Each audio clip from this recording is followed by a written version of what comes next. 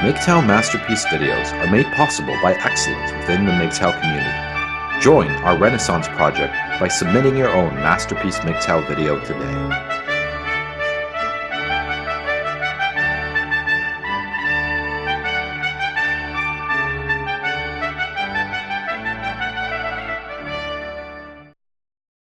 Over the past several years, I have consumed a great deal of MGTOW content.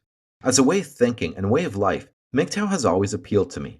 There are, however, three claims often repeated in MGTOW, which, whenever I hear them, jar my confidence in MGTOW theory. These three claims, I believe, need a little bit more thought and scrutiny as to their meaning and plausibility. Let us look at these three regularly cited claims.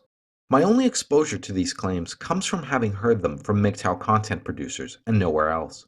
As such, I have nothing to say as to the methodology by which they were produced.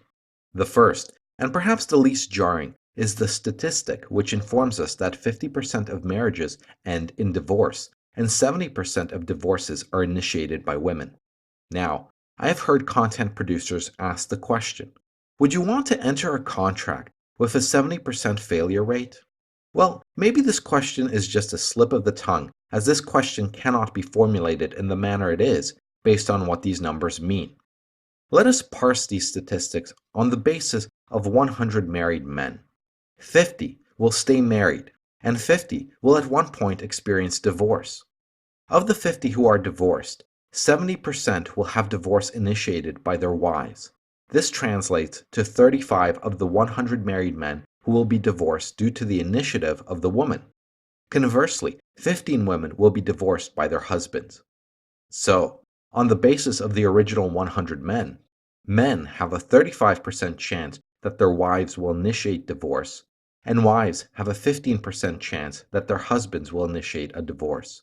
The ratio of male to female divorce initiation is therefore 1 to 2.3. Now, I make no comment as to the consequences of these numbers. I leave that for others to interpret. I am simply attempting to explain what these numbers mean. The remaining two claims which MGTOW make take a similar path of criticism. Once again, the only information I go by comes from MGTOW content producers. All I can do is look at what I have been told and question its plausibility. The second claim deals with the hypergamy bottleneck. From what I have been told, I understand that the hypergamy bottleneck is something that happens about the time that men developed agriculture. Content producers say that during this period, only 1 in 17 men succeeded in leaving a genetic legacy. Now, I'm not completely certain as to what precisely is meant by the concept of a genetic legacy. I suspect that what the content producers mean by genetic legacy is that only 1 in 17 men reproduced. There are other interpretations, but I think this is what is meant.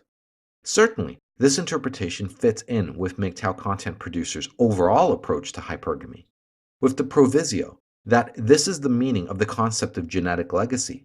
I will continue with my critique. Now, assuming that the population is equally split between males and females, I ask the following question. How many offspring would need to be produced by each man for there to be a non-declining population? The answer to this question is that each of the 1 in 17 men would need to produce 34 offspring for the population to be stable. Anything less would result in decline and extinction. Though this is possible, the question becomes whether or not this is plausible. You can make your own judgments, but I will give my thoughts on the matter. The content producers from whom I learned about the hypergamy bottleneck have, as their model of hypergamy, the idea that women are attracted to and breed with resource-rich men. As such, this 1 in 17 man would need to be able to support 34 offspring and several wives to a higher standard than one of the other 16 men with fewer wives and offspring. Is this convincing? Also, since life expectancy was quite short, all of this reproduction and provision would need to be done rather quickly. Is this a practical scenario? What is needed here is a bit more exposition on the part of MGTOW content producers who wish to defend the hypergamy bottleneck thesis. Information on actual family size based on archaeological evidence would help bolster this thesis. However, as it currently stands, the hypergamy bottleneck, though logically possible, does not appear to be practically workable the way that MGTOW content producers describe. The third claim I wish to critique is very similar to my critique of the hypergamy bottleneck thesis and can be discussed in the same way, though the numbers are less clear-cut. The claim is that in the past, only 40% of men produced a genetic legacy. Once again, I am not absolutely clear as to what is meant by the term genetic legacy. However, to remain consistent, I will assume this means that only 40% of men reproduced. I will use the term alpha males to denote the reproducing 40% of men and beta males to designate the non-reproducing 60% of men. The picture that content producers give is that for quite some time, though not precisely defined, but clearly indicating many generations, only alpha males reproduced. But the content producers who say this are also the same content producers who strongly believe in genetic inheritance. They believe in genetic inheritance so strongly that they extend genetic inheritance to not only physical characteristics, but behavior as well. So, what these content producers are telling us is that although only the alpha males reproduced, each subsequent generation still had 60% of beta males as offspring. And this supposedly goes on for generation after generation. Where is the genetic inheritance in all of this? Something does not quite add up here.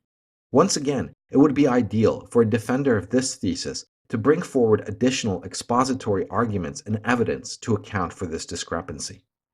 The end.